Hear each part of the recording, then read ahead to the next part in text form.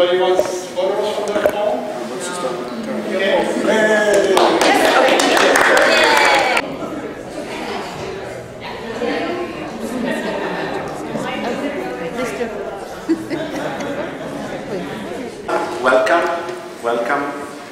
Welcome to this iconic room. This is the Reader's Hall of the Dag Hammarskjöld Library. My name is Thanos Giannakopoulos. I'm the head librarian of the United Nations headquarters.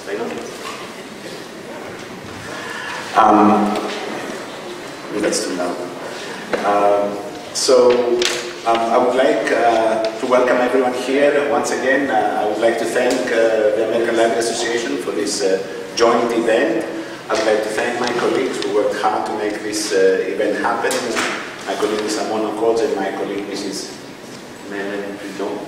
Of course I would like to thank our speakers, Mr. Gerald Beasley, University Librarian from Cornell University, Mr. Nick Barrow, Chief Librarian from Queen's Public Library, Ms. Loida Garcia-Ferro, of course, President of the American Library Association, Ms. Robin Kerr, Liaison Librarian, University of Pittsburgh University Library System, and Ms. Noreen Reinhardt, Librarian from the Council of Foreign Relations. So close to you.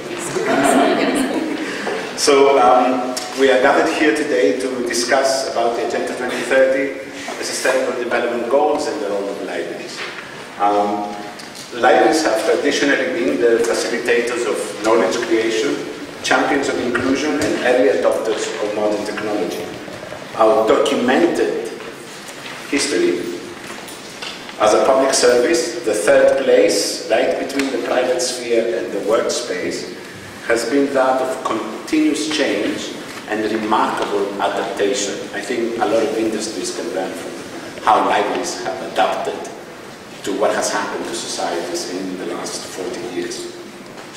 This testifies to our ability to be key enablers of the Agenda 2030 implementation, the global transformation plan of actions to change our world. Through the work of IFLA and ALA, which we're going to hear about today, libraries contributed essentially to the negotiations of the SDGs. There I mentioned public access to information, access to technology, and lifelong learning. Just a few of the things that libraries contributed in the agenda. And continue to contribute. Today, the International Federation of Library Association is launching the report on development and access to information, the updated version, the 2019 version, and we do have the executive summary there, and I just saw on the web just before this event started, the report is available to download for free, of course. So libraries, our libraries, cut across government jurisdictions, they cut across scientific fields, social stratifications and cultures, while we are perhaps unequally, but physically present in the global north and the global south. When libraries all over the world, through formal or informal learning, work to establish and enhance meaningful and permanent access to information at the rise of data economies, paywalls, and misinformation, they contribute immensely to society.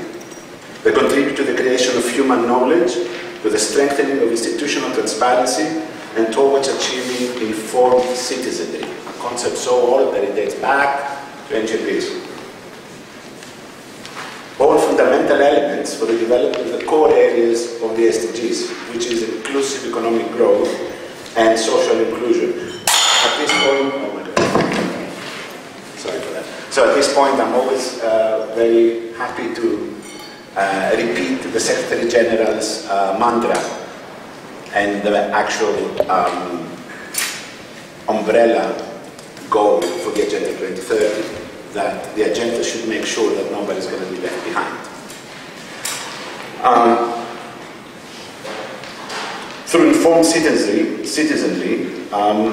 citizens can execute and perform informed decision-making and action. And action is what we need to achieve the SDGs. So today we will hear about action, about the actions and the roles of libraries. And our colleagues are here to give us an insight into this. May I please start with Loida, allow me to call you Loida, who will talk to us about the role of the American Library Association's advocacy campaigns within the context of the SDGs. Yes, thank you.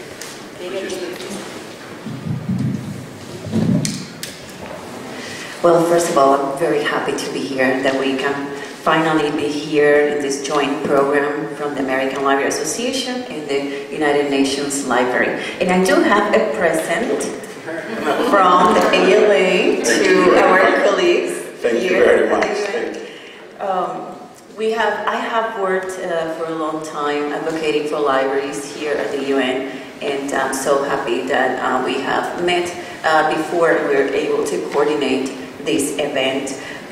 Libraries are essential to development, and there are many libraries, I will say all libraries, that are already meeting the needs of the communities in terms of the sustainable development goals. Libraries are working to better the education and lifelong learning of the communities. We are also working towards eradicating poverty and supporting women, and we are also providing access to information, which is at the core of what we do, and is also part of the goal 16, specifically target 16.10, and that is the target that in terms of the IFLA advocacy and my advocacy here, we worked very hard to have included in this document that help countries guide their strategy for development. And this is a historical. It was historical, it's still historical, because you might remember the Millennium Goals. They did not include access to information, which is a cross-cutting issue impacting every area of our lives, above water, underwater, everywhere in our planet. And so it was a big win for libraries, and Robin is going to speak more about that. But I wanted to say that from the ALA end of things, we are advocating very seriously about this. I'm very happy to share that just this past January, the ALA Council approved sustainability as a core principle of our profession. That means that all the things we're going to do are going to be looked at through the lens of sustainability. And I'm very happy, I must say, that we have here the chair of that task force, sustainability, and some representatives from that group in the back of the room. Very happy, they're New Yorkers, so it was easy for them to, I hope it was easy for them to get here. This program that we're having here today also builds on my presidential efforts in the area of international relations. Last July, very soon after I started my presidency, we hosted a webinar on the Sustainable Development Goals and why libraries should care. And this was very important to help libraries and library workers understand and kind of like connect the dots between the work they are already doing in terms of bringing health literacy, health programming, helping children at the schools level, school libraries, and so on. And so I'm just very happy that we have Gerald here. He was one of the speakers on that webinar. So we are building on those efforts that I have mentioned. And I'm very happy that we have different speakers today. And I will give the microphone back to you. So we can hear them. Thank you very much, Loida.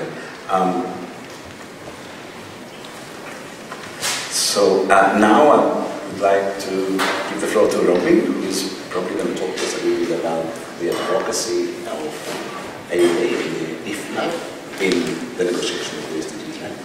Yes, thank you. Thank you, Thanos, for organizing this event, and thank you, Koda and Thanos, for inviting me to speak today. My name is Robin Kier, and I'm an academic librarian at the University of Pittsburgh, but for the past 2 years, from 2016 to 2018, I was involved in IFLA as an international leader. And that was a program, there were 8 of us from around the world, and we went to 3 IFLAs, and we were heavily involved in the advocacy arm of IFLA. We attended different trainings around the world, and we even had an advocacy track within the Leaders Program. So I'm here today speaking from that experience, and so I did learn sort of intimately about the IAP, which is the IFLA International Advocacy Program, with my time there. I want to say that this started in IFLA, probably earlier than this, but in 2013 there was a statement that the IFLA Governing Board passed, and it was the Statement on Libraries and Development. And so that was really laying out the groundwork for how librarians as experts and libraries as being connected everywhere around the world can really advocate for, back then, Millennium Development Goals, but the Sustainable Development Goals were starting to be talked about. And then in 2015, the IFLA Governing Board passed the Lyon Declaration on Access to Information and Development. And this declaration was really aimed at policymakers, not necessarily the library world, but it was, and IFLA worked very hard behind the scenes with IFLA staff did among various UN agencies to put in certain things. And I think, Laura, you were here too back then, working from New York, when she was on the governing board, working to put the access to information in, and cultural heritage is also in Goal 9, and also access in ICTs. So those were the three areas that IFLA was working behind the scenes to get into the Sustainable Development Goals. And then once the goals came out, of course, then there's a lot of work to be done, and IFLA has really supported national associations around the world in the years since the goals came out. And they created the IAP, which I've mentioned, with staff and the resources to support these national associations. So there were regional training workshops around the world that brought together National Association library leaders. I went to one in the Caribbean that was focused on the English-speaking Caribbean. And so it was about 15 countries, library associations represented there, and that was a sort of in-depth workshop on how libraries could contribute to their own national development plans. And these regional workshops were held around the world. So it's really training the librarians and the national librarians to get out there and talk about the SDGs with their policymakers, but also with their community.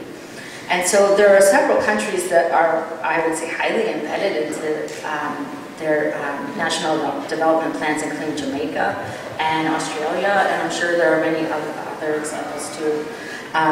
But these are thinking about the things that libraries already do, right, and how to support the policy goals of the SDGs. And in 2016 is when IFLA introduced the flyer that you have here today, which is the one-page flyer, and also the further PDF, yeah, this is online, which is the access and opportunity for all. So these were the booklet and the one-page flyer, yeah. And these were, again, collecting stories about libraries and what they already do, but and putting that in the language of the SDGs for policymakers. And as part of the IFLA's Leaders Program, one project that all of us worked on was assisting IFLA staff with a storytelling manual. So this is something that is related to the library map of the world. And I know that you have the library map of the world cards in the front there. And that is an IFLA effort. The effort is collecting data from around the world about libraries. So it's collecting usage data and how many libraries there are and other things. But another piece of the library map of the world is the storytelling and how stories about libraries relate to the SDGs. So this is an opportunity for libraries to tell their stories and relate them to specific goals. And so any library, anybody can, any library or anyone interested can submit stories through the website and through the library map of the world to submit. I submitted one about the U.S. It's not up yet, but it's about the summer food program. So it relates to the hunger SDG 2. And it's, you know, libraries have summer programs supported by the national government, the U.S. DA and other government organizations, but it's for kids who come in and they read in the summer and then they get food when they're there, especially in places in the United States that are food deserts. they don't have enough access to fresh food in the summer. So that's an example of a library program that is working towards alleviating an SDG goal. And just yesterday, I wanted to mention, you mentioned the new DAI report that was coming out, but also yesterday IFLA announced the Buenos Aires Declaration, which was signed by ministers from 12 countries across Latin America and the Caribbean that recognizes the contributions of libraries to the SDGs. So that's a commitment by those governments. And that's just another example of how IFLA is advocating and helping librarians and national associations advocate around the world.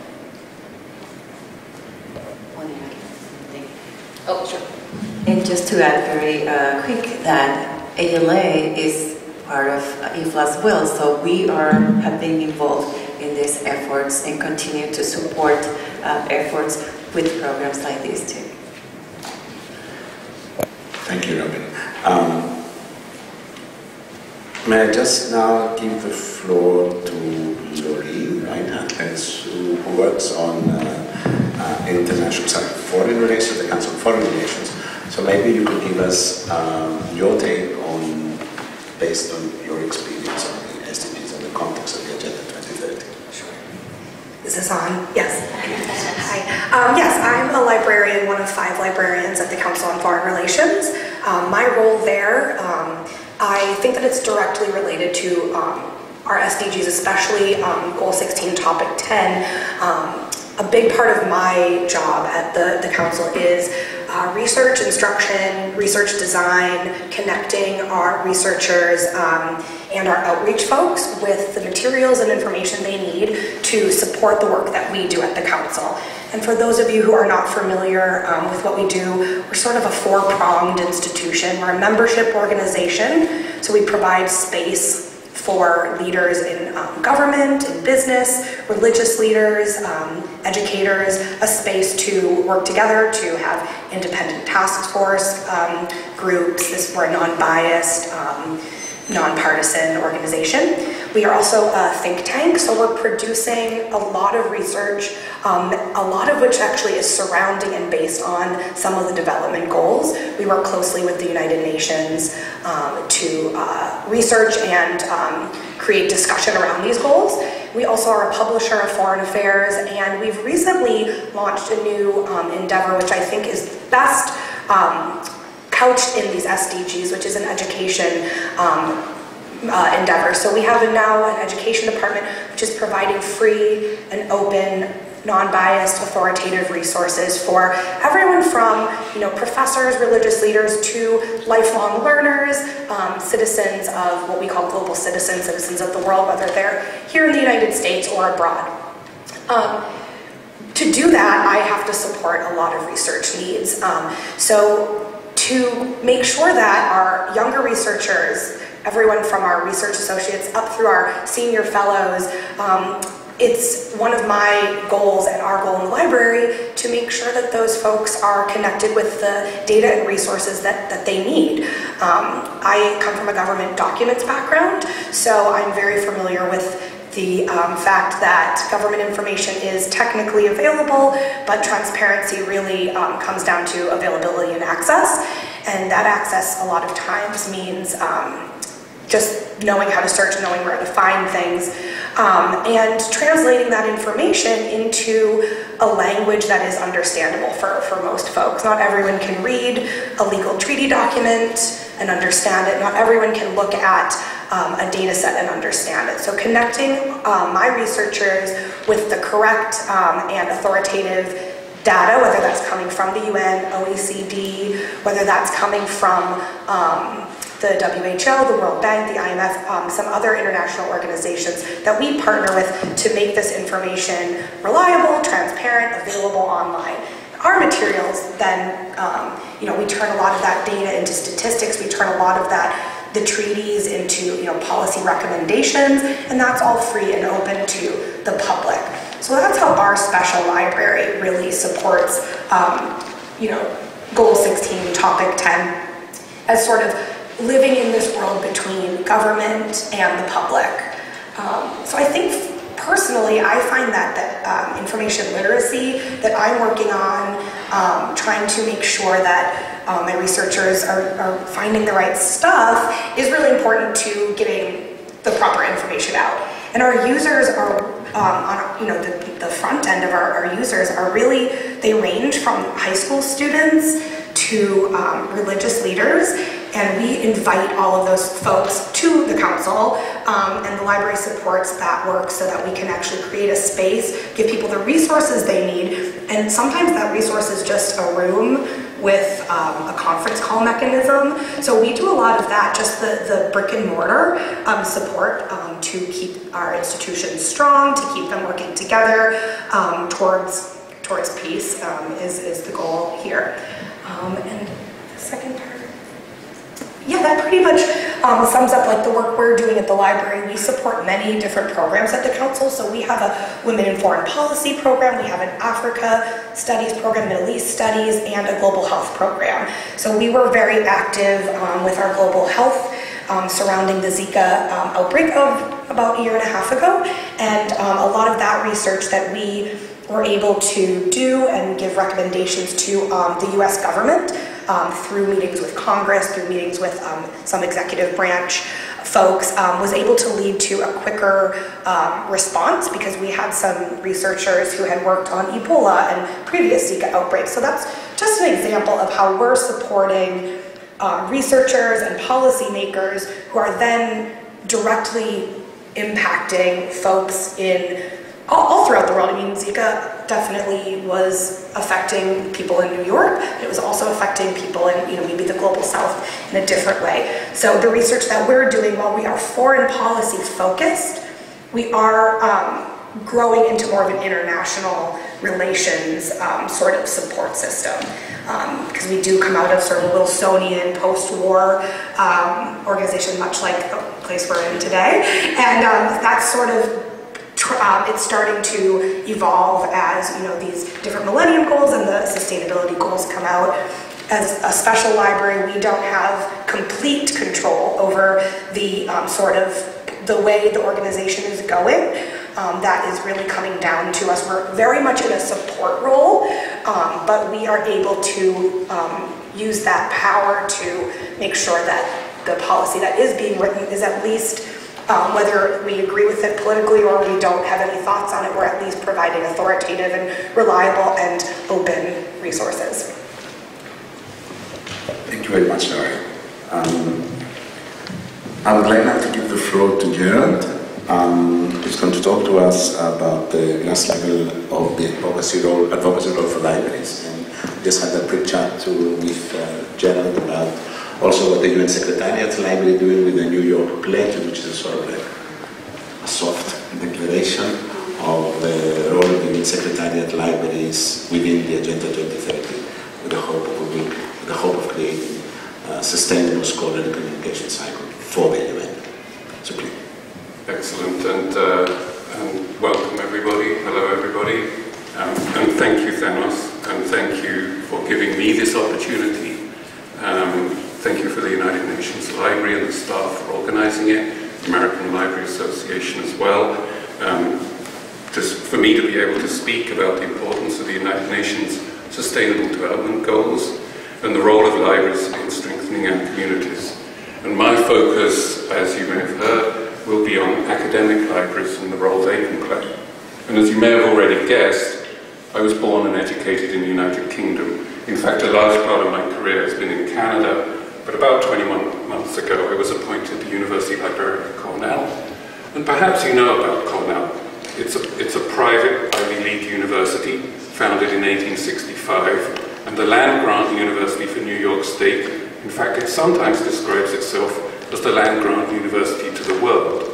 It has 18 libraries on its upstate Ithaca campus, and its mission, which you can find on its homepage, is in 3 parts: to discover, preserve, and disseminate knowledge, to educate the next generation of global citizens, and to promote a culture of broad inquiry throughout and beyond the Cornell community. So perhaps you can already see that Cornell is going to be engaged and interested in the Sustainable Development Goals. Actually, I think we should all be concerned with the issues raised by these 17 SDGs. We should all be actively seeking to make progress towards achieving them. We all, after all, surely want to inhabit a world in which they have been met. These 17 goals represent the outcomes we all strive for. And the key, I believe, is not to think of the SDGs as something we tack on to the end of an academic mission. Instead, we should begin our work thinking of them. In my space and in my life, I believe the right question is, what can I do to support these goals? We will quickly see that academic libraries cannot directly end poverty, for example. But as we know, equity of access to information and scientific knowledge is a human right enshrined in the Universal Declaration of Human Rights, and monitoring progress on the SDGs requires access to reliable data. I'm going to suggest that there are 4 ways in particular that academic libraries in America can make a difference. And I'm going to give examples from Cornell, but I hope they will be relevant to other universities and other institutions also. Firstly, I believe academic libraries should support campus researchers who are helping to make the world a better place. At Cornell, for example, we house the David Atkinson Center for a Sustainable Future, and our provost has put together a sustainability task force that brings faculty from many disciplines together. Number 1 on its list of priority categories is to focus interdisciplinary research on the UN Sustainable Development Goals. But whether or not they're associated with these centers of activity, there are many people throughout Cornell who are actively working to advance the UN's goals. This is particularly true in the College of Agriculture and Life Sciences, which is supported by the Albert Mann Library. And in fact, there are many faculty-driven projects that focus on the Global South and have been in existence for much longer than the SDGs.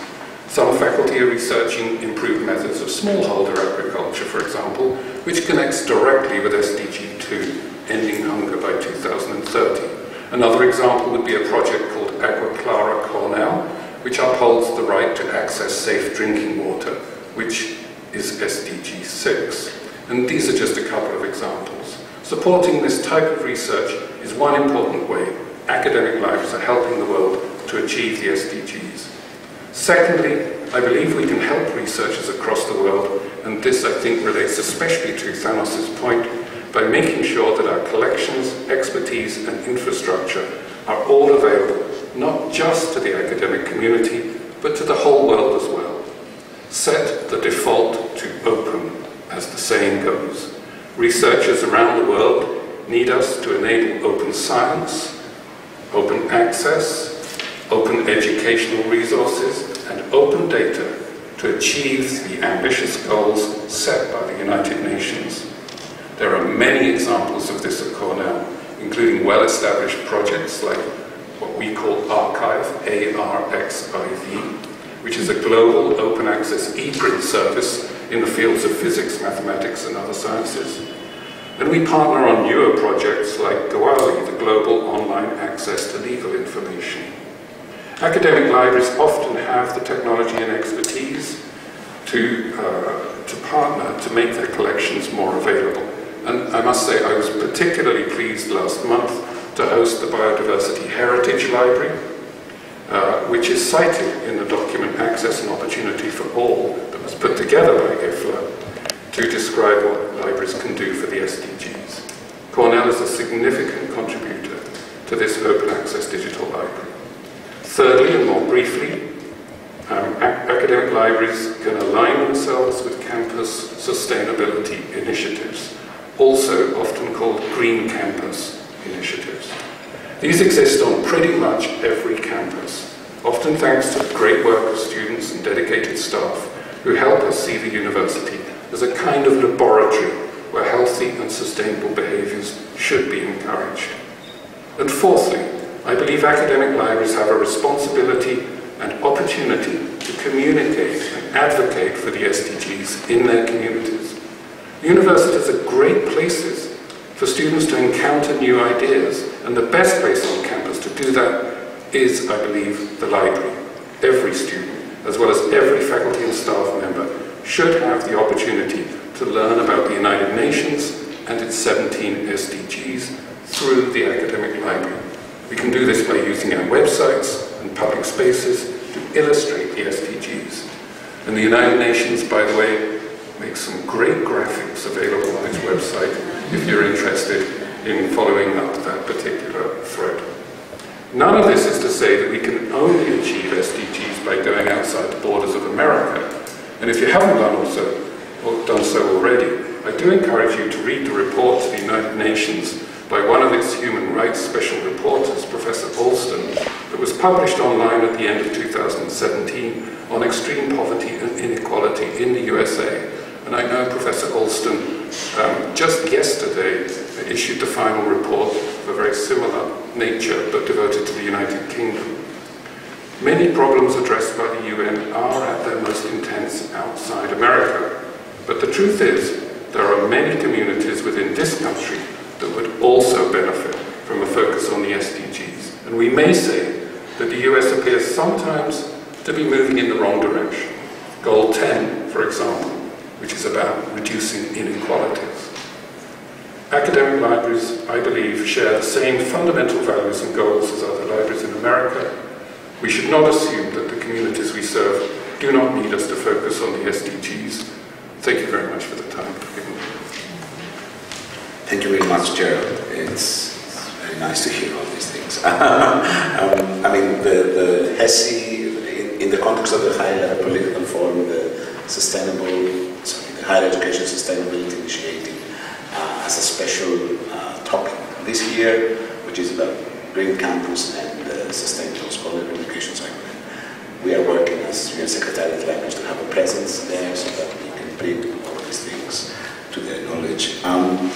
But without further ado, let me please give the floor to Nick, who's going to talk to us about the monumental Queen's Public Library, which I was walking outside, and all the wonderful things that you're doing there. Thank you very much.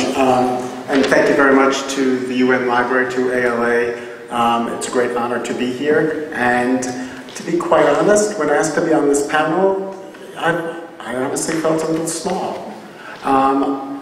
Worldwide sustainability development goals, and I thought, you know, I'm a wonderful public librarian that works with communities, and I know that the influence that we have on our individual communities are great. I know that we enrich the lives of the people that come through our door, but I thought global, worldwide, until I read the 17 initiatives. And then at that point I realized the public library is very much the organization that is really meeting a lot of these goals. We could do better at actually selling it this way. And so, you know, for my 25 years that I've been with the Queen's Public Library, I know that we have, you know, helped many, many people. And to be able to use this opportunity to be able to, you know, express that and learn myself from these goals has been a great education for me. Queen's Public Library, right across the river, right across the East River. You can see it from here. 2.3 million people live in the great borough of Queens. We have 65 locations, one in every community. We're no more than a mile from everybody that lives in Queens. When one thinks of the public library, oftentimes one thinks about, you know, books and a lot of the soft things that we think about. And it was only, like I said, until I read the 2030 agenda that I realized that many of these soft initiatives that we do have a very hard impact on the lives of people. Of course we circulate books. Of course we circulate other types of material. I never, you know, and I know that these are shared resources, and the shared resources really gets to that sustainability as well. And the idea of sharing, of communities coming together and pooling their hard-earned tax money to buy mutual materials so that everyone can participate in is a wonderful old idea as well. The spaces that we have, the actual physical meeting places that we have where communities can come together and actually either engage in a program or engage in their community. The languages that people speak, and we have half the population of Queens, half were born outside the United States, from over 100 countries, speaking over 100 different languages. That, to many people's thoughts, is a great challenge. That has proven to be, that diversity has proven to be not only our community, but our staff's strength, and the library's strength is that diversity. The shared resources leading to the programming that we do, and the programming to enrich people's lives as well. Of course, we do story time.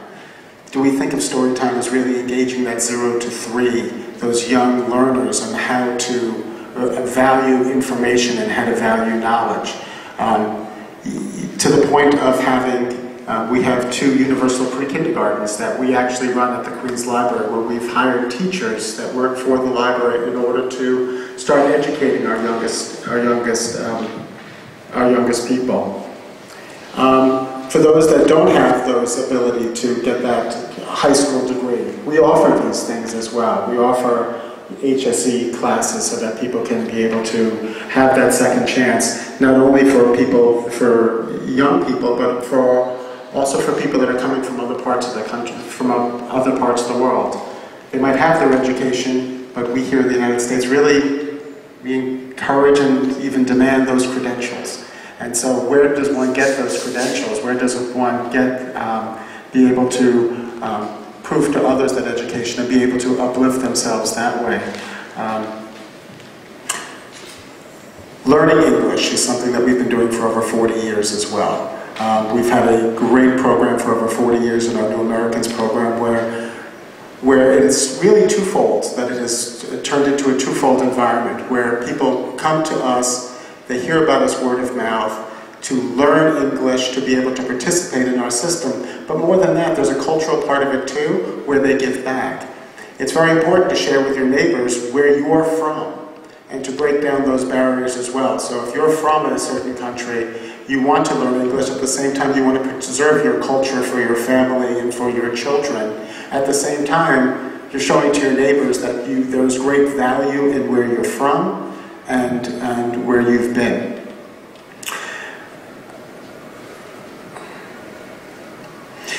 We were talking earlier about summer meals too. You know, we think it's a very good thing to be able to, give out summer meals. And, when we give out tens of thousands of meals at the Queens Public Library, we give out more free meals than any other library system in the state. We know it's a good thing. When you really dig deeper and you realize some of these communities, there are people that otherwise would not eat lunch that day. And so to not eat lunch is to not be able to build oneself to all the capacities that one needs to actually be learners. Sewing clubs, that seems so soft a program, doesn't it? And yet, we learned that the sewing club is actually secondary to the interaction that's actually happening. I was talking earlier about a story about a sewing club that we really were going to give up because there weren't that many people participating, until we realized that in this particular community, in this particular case, it was a group of Afghan women that were using this sewing club to come out of their homes to communicate with other women in their community to go sewing, but really that was actually secondary to the conversations that they were able to have and to be in a safe space where they can speak to their fellow sewing circle.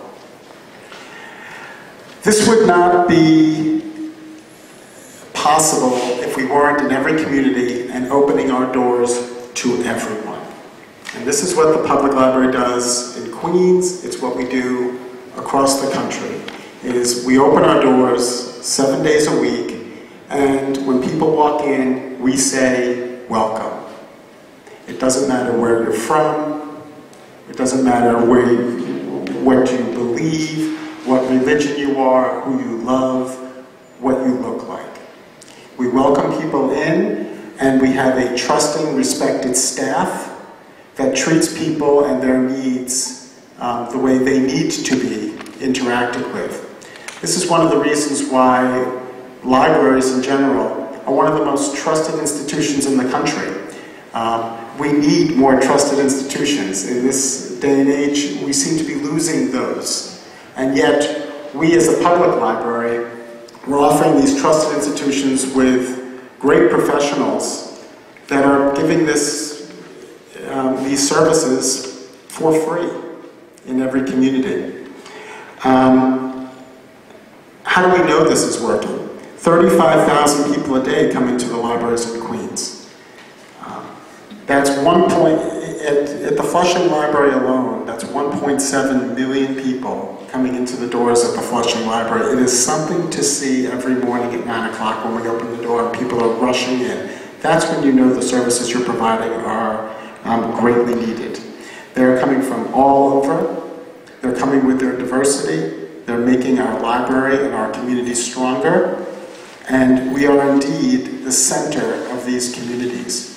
What I've learned in this process is that those communities multiply themselves out to an entire worldwide community. And it's a shame that every year we have to fight not to even be cut for the funding that we do. My takeaway from this whole thing is to be able to use these sustainable development goals, not to say, hey, more story time, but to say sustainable world. And to be able to say, this is what the library can do with your hard-earned tax dollars. And, you know, to be able to provide additional funding is to be able to invest in your community and your worldwide community. Thank you. Thank you very much. I think this is a great time to open the discussion to the audience for questions. But just before we go there, one last comment, Loya. As we can see, libraries are essential to development. And we have heard today examples from different libraries, academic and public. I also want to say that school libraries are contributing to meeting the needs of the communities. We have school librarians from New York City present here today. There are many of these schools that are really working towards eradicating hunger in their communities. They are really fighting a good fight in terms of lunches as well, and some of them have urban gardens to help educate about the importance of that. They are promoting ICTs, information and communication technologies. There are fabulous labs, and they are continuing to promote more inclusion of computers as well in their libraries. And they are educating about different topics, including climate change, that we heard has become really a very important part in our planet. And we were talking earlier that the UN really is focusing on that for future projects. At ALA, we have made a commitment to the triple bottom line. This is a term in the sustainability area, and it includes that we're going to be more environmentally sound, economically feasible, and socially equitable. And that is included in our new core principle of sustainability. So it was very important for us to have this program jointly with the UN and feature this type of examples and information sharing as well, not only for the librarians and libraries represented here today, but we are recording these, hoping that our library workers in the nation and our members of ALA can learn and understand something that Nick articulated very well, how to connect the dots. You might think you don't have a relation, or maybe it's too global, but we are already, libraries are already working towards meeting those goals and helping communities. And so now with that said, I think we're ready for questions. Thank you very much, Loida. So we have a series of examples with remarkable adaptation to the new world. Whether some aspects of it was meeting some negative aspects of the new world, or just contributing to the positive developments around the globe. So I'd like to open the floor for questions, please. Yes, please. Hi. My name is Carrie Banks and I work at the Brooklyn Public Library. And I'm wondering, when we talk about inclusion and we talk about sustainable development, we often leave out people with disabilities who are in this country 25% of our population, and in many other countries up to 30% of the population. Libraries are wonderful if you can get in the doors. Supporting cultural heritage is wonderful if sign language, American Sign Language, or Quebec Sign Language is listed in your catalogs and things like that. And it goes much broader, people with intellectual disabilities and things like that. But they are poor. If we're talking about sustainable international goals and we're not talking about people with disabilities, I'd like to interject it into the conversation. So how are we addressing that? Would you like to? Well, I think you're absolutely right, of course, and I think that the term inclusive definitely includes, of course, people with any challenges, whether physical, mental, or any other challenges at all. Just yesterday at Cornell, I was listening to a presentation about accessibility from one of the leading academic experts on this issue. And the day before that, I was part of an opening of a new library space that would now be wheelchair accessible for the first time, truly accessible. We have a long way to go. A lot of us in academic libraries, and I think this may be true in other areas of library work as well, are dealing with old infrastructure that was not built and constructed around the concept of inclusion. So I know at Cornell we have 19th century buildings, we have 20th century buildings. We don't have so many 21st century buildings. That's where we need to go. Then there is a second issue for us that we are addressing very appropriately, I feel, which is web accessibility. So as you know, there are many challenges to accessing the research that we want to make available through the web. Not only is the web not available to a large segment of the population globally, but also there are challenges for many people in accessing that information. So we have adopted at Cornell a challenge, if you like, to provide the web. It's called WCAG2. You probably know about those accessibility guidelines at the AA standard by the end of the year. That's our goal. Many academic libraries are taking the same goal. This is not easy. This is actually a challenge again for materials that have been often delivered through the web without proper regard for true inclusivity. It's a great question. I don't think libraries are behindhand in thinking about this. What we do have is a lot of work ahead of us. Lloyd, do you want to add something? It's a great question, and that was the question came from Carrie Banks from Brooklyn Public Library and incoming president of ALA ASCLA. And if we look at the chart of the 17 goals, goal 10 calls for reduced inequalities in a series of areas, including persons with disabilities. So we do have here a goal that supports our work towards more inclusivity and from different groups, including persons with disabilities. So we should use these and support our, perhaps our asks in our projects that Gerald was mentioning. So many of the buildings that we build are not our own, and we give it to other people to have to build our buildings. Our central library has the heaviest doors that I know, and so even a person that one might consider able has a tremendously difficult time even to open the door, you know, to actually open the door. And when you need help opening the door, you can imagine that if that help is not there. We have a long way to go, and I agree with Loida that this is certainly a way to mobilize resources to make sure that everyone can participate. When it comes to programming too, we have many people that speak languages. We do not have many people that speak sign language, American Sign Language, let alone other, you know, to know American Sign Language means you have to learn that as well if you're coming from another country as well.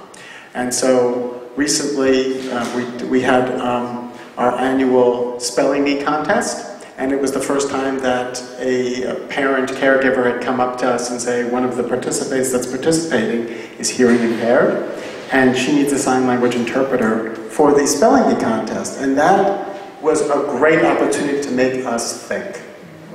We were able to get an interpreter so that that person could participate, but it meant we had to follow up. We had to react. And I'm hoping that conversations like this and initiatives like this help us to move from reacting to actually acting and planning. So thank you. Thank you. I also think that on the policy level there needs to be a little bit of work done. We're not there at the level that these policies are coordinated globally. But any other question, please? Yes, please. Hello. Hi, Joe. My name is Michelle Vigatilli. I'm at Brown University. And I liked your fourth goal for responsibility to include students, staff, and faculty at Cornell to even be aware of these SDGs. And I'm here as a guest of my friend Catherine, who works here at the UN, and honestly, I was not aware of them either. So I'm wondering, what specific things are you doing at Cornell to make students and staff and faculty aware of these goals so that they can participate? I wouldn't set Cornell up as the model. I think we can all hopefully learn from each other. I have a blog and I've talked about sustainable development goals on my blog. But in addition, what I would like to do is to take the graphic materials that are actually really wonderful that the United Nations has put together. I mean, they're just fantastic packages. And just make sure that we have displayed those. We try to do that, but I believe we could do a better job of displaying those around the libraries so that people just, apart from anything else, they're inspirational as well as aspirational. And I believe that they are communicating to people that are ready to learn when they come into a library. That's one of the beautiful things about the work that we all do, is that really we are probably addressing people who are open to learning. They want to actually see where they should go next. And I have a strong belief that the SDGs are, they're ready for us.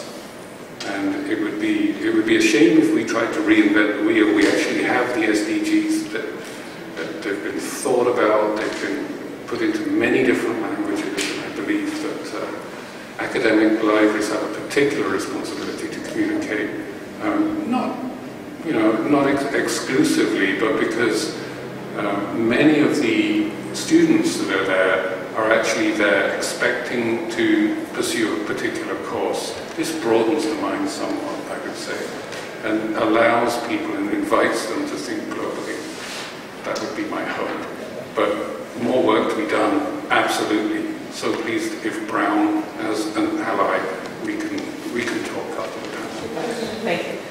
I think academic libraries can also help support the schools at their institutions that might be interested in the SDGs and the research that they're doing. For example, in Pittsburgh, not at my university, but at Carnegie Mellon University, they have a public policy school. And so that school is interested in supporting the city of Pittsburgh in its goals, because the United States does not have a national really strong response to the SDGs, but the cities do, and so New York City and Los Angeles and Baltimore and other cities, and I know mayors of cities are more involved, and so at the local level, universities can partner with their cities, and the Carnegie Mellon Public Policy School held an event with the Pittsburgh Chief Sustainability Officer that Pittsburgh has, and they held it in Washington, D.C. So it was talking to policymakers about the school, and libraries can help to partner and support in that way too, academic libraries. Thank you. Related to that, I want to mention, for the benefit of those in New York, that the City of New York has a commissioner that works with the UN. Actually, her office is in this building or somewhere in the campus. And I've had conversations with her. She is right now, I think, in Tokyo, but she was invited to the program. And so the libraries, all types of libraries in New York City can connect with her, and I'm happy to provide information. Thank you. Yes, please. Hi, I'm Melissa Jacobs. I'm the Director of Library Services for the Department of Education. And this is the first time I could become more familiar with the sustainability development goals, and I'm interested in how you see them impacting school libraries. And I could understand how our libraries, school libraries, can work towards meeting these goals, but so many of our schools don't have libraries. And so that's a huge vacant piece of the puzzle that is going to be very problematic because they don't have libraries, or they don't have librarians. And so we're working towards increasing, but I often think that academic, public, other types of libraries are considered in these agendas, but school libraries are, and I thank you for including us in the conversation, but are often left out of the conversation. And the fact that this is something that is not just systematic in New York City, but I think across the country, where if students don't have access, when you talk about ending poverty and they don't have access to school libraries in the beginning of their education, how are they going to become users of information and lifelong learners and access public libraries and succeed in academia? Because I think a lot of times students drop out of academia because they get there and it's a wake-up call to, I've never learned this, I've never had exposure to this, I don't know how to succeed. So how can this organization help us to achieve those goals, build a foundation so we could reach this and be a part of the sustainability goals? As I mentioned before, there are a number of initiatives, some of them run by the department, because the library belongs to the Department of Global Communication, so I'll be happy to, right after the panel, get you in contact with some, I think I got your card, get you in contact with some people, and there are a lot of tools online that have been created just for elementary schools.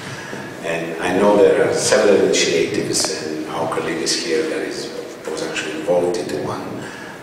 There are a number of initiatives that the department does, but on the other hand, maybe our panelists would like to also offer their point of view here. Nick? So many of these initiatives talk about access and talk about dedicated staff, and I would be bold enough to say that a room that actually has resources is not a library unless it does have a professional librarian in it to be able to make that connection between what is there and the students that are in that room. And more than that, to help make the connections with the teachers to give them the resources to be able to do it outside of the library as well. I'm hoping as well that when we talk about libraries, that when we advocate for more funding and for I'm trying to come up with a word other than respect, but I'm going to use that word, more respect, that something like this, if we're talking about this is the future of 2030, that the future of 2030 has to include not only libraries, but librarians and dedicated staff to make those connections.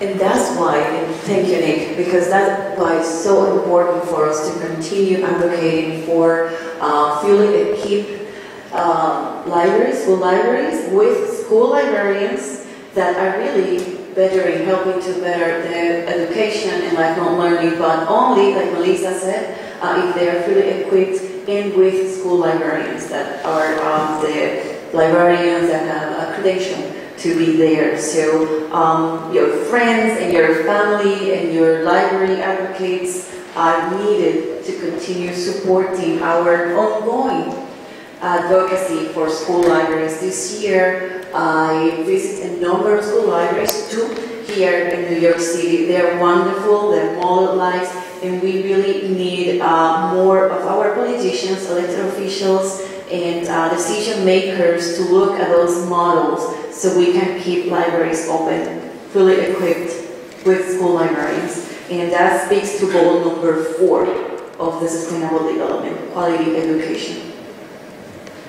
Thank you, Lorena. Any other question? Yes, I think our time is over. Because we started 5 minutes late, so I can have my 5 minutes. Right. So it's my turn to ask.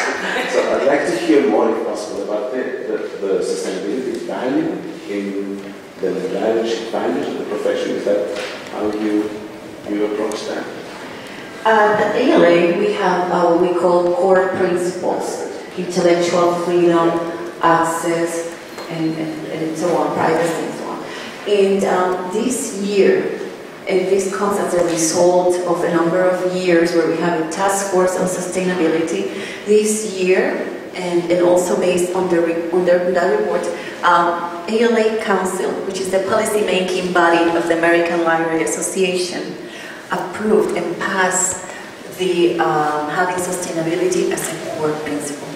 And so that means that what we do and what we promote and motivate and encourage in our profession as ALA, as the leader in our profession, is based on those core principles that now include sustainability. So we're going to be promoting more of the aspects of socially equitable, economically feasible, environmentally sound. And this work has been done and led by Rebecca Smith-Aldrich. We have Rebecca in the back of the room. And Rebecca led this work also at the New York Library Association level. They developed an app. Not sure if it's still in place. It's still in place, wonderful. And maybe Rebecca can share with us because she knows more about this, but the app is wonderful and it has kind of like a checklist so you can check if your library is in the sustainability parameters. And I really would like, Rebecca, maybe she can come up a little bit and she's worked in this area. A minute to give us a little bit of, because I find this we very need the important. microphone, so it links very well to what the Secretariat Library, the UN Secretariat Libraries are trying to do. So yes, and it's the first time that the Library Association in the world has adopted that as a core principle and has developed a white paper on the topic. Thank you very much. Good afternoon. I co-chair with Matthew Bollerman the Sustainability Initiative of the New York Library Association, in which we produce tools and resources to help librarians really learn about sustainability from the ground up. We feel it needs to be embedded in our professional ethos. So we created something called the Roadmap to Sustainability, which is available as a mobile app, free. Matthew helped develop that with a developer out on Long Island. So free to the end user. You can find that at nyla.org/sustainability. Where you can also learn about our certification program for public librarians, academic librarians, and school librarians now too, coming up next year. So this was the kind of genesis of us thinking about how do you change the mindset of a profession? How do you actually use the lens of the triple bottom line to make all of the decisions operationally as well as to the design of programs and services in our profession? So when we think about what the future holds and thinking about the Sustainable Development Goals, how do we actually lead? How do we take ownership of leading our organizations, our communities, those constituents that we have forward in a much larger way perhaps than we have in the past? So to move from a passive to an active role and activating the people that we serve to actually bring these to life in new ways. And I think the most important thing that we're learning through this work over the past 4 years is that what we are best at is what the world needs right now. If you read the reports from the Intergovernmental Panel on Climate Change, what you'll hear is that we are not moving fast enough. And the things we need to work on the most are social cohesion issues, to bring people together, to help all people be heard, to respect diversity, and actually work from the local level and bring that up. And that's what libraries are very well positioned to do, whether you're in a public library, academic, or school library setting. So we are incredibly well positioned to be, I think, having a huge impact on probably the most important issue in our world today. So we hope these tools are useful to you, and we thank Gwen for her leadership, because I think creating this as a core value of our profession is really the kind of embedding that we need to actually make a difference as a profession. Thank you very much, Rebecca. Thank you. So I think it is now. There's a question? It's not a question, it's a comment, because clearly we don't have enough time to continue the conversation. I'm Catherine Good, and I'm colleagues with the librarians here in the Department of Global Communications. We have a conference for UN and civil society that is organized together. It's in Salt Lake City this year, August 26 to 28, and we are currently recruiting proposals for workshops and exhibits. For that space, we're expecting in the exhibit hall up to 10,000 people to have access. So I want to invite all of you to share your work and share these questions and partner together. And I hope that the UN library will be there, but I also think so much of this. The theme this year is related to SDG 11, but as we've seen, all of the SDGs are related to all of these things. And for me, the library is the space where we first can be curious right? And that will create all of the other things that are necessary for inclusive and open conversations. SDG 11 and the theme of this conference is creating inclusive and sustainable cities and communities, and the libraries are central to that. So I hope you'll come to Salt Lake City. Libraries are indeed. Thank you very much, Catherine. Last comment. The library, the UN Library, the flagship library of the United Nations, also prepared a conference on open science. It's our follow-up conference from the last year, first ever OpenCon at the United Nations. So please, we'll be sending out emails and lists, and that's also. I'm not going to say anything else. I just want to thank everyone. Thank you, Nick. Thank you, Gerald. Thank you, Noreen. Thank you, Robin. And of course, thank you very much, Loida, for jointly organizing this. And I want to thank my colleagues, Ms. Ramona Cos, and Melanie, and Armando, who are the people that made it happen.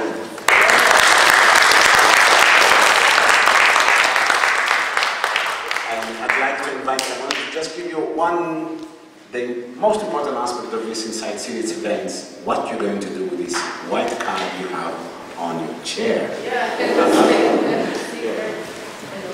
There's a little index card, and this is for your comments. So feel free to write down any comments, any thoughts, any ideas you have had during this program, listening to our wonderful speakers. About how libraries support the Sustainable Development Goals, and there's a little basket on the table where you came in. Just drop it in that basket, and then I will compile everything and share that with Thanos and Loida, I guess. Also, I want to personally thank Loida for inviting all these wonderful speakers, and also for bringing in guests from especially from the New York City public library systems. I love public libraries. That was my focus during library studies, and I go every Saturday to my branch in Park Slope to borrow DVDs, watch movies. By the way, there's a movie, somebody mentioned the Philip Alston report about the UK. Yeah, you can watch that as a movie. Daniel Blake, I highly recommend that film. It talks about all those issues. And we've put out some books for those of you who work here or delegates. The library still collects books, and we do have quite a few about the Sustainable Development Goals. Some of them are on this table. Please feel free to borrow them and read a bit more about various aspects of the Sustainable Development Goals and how we can achieve them by 2030. So like after the program is over, please feel free to go to the help desk on the first floor and ask for these books. And those of you who work in other libraries, maybe you want to take a picture of one or the other book and maybe purchase it for your collections. And again, I want to highlight again the IFLA's second Development and Access to Information report that was launched today in Buenos Aires. If you did not get an executive summary, there are poster online on IFLA's website, ifla.org. Yeah, you will find it there. The whole report is out. The whole report is out? Okay, wonderful. Yeah, we had the first report was issued in 2017. And we had an event here as well to present it, so that was also wonderful. Then also please visit the library's website, library.un.org, where you find a lot of information, good information, research guides on development, research guides on climate change, on many of the issues that the Sustainable Development Goals are trying to address. And also you will find a link to our digital library, which is now replacing our old catalog. So the digital library is now the place to go to search for UN documentation, UN publications, UN maps, oral history, recordings and transcripts, and a lot more, I think. So with that, again, thank you all for coming, for your interest in this program, and I hope you have a wonderful afternoon. Thank you.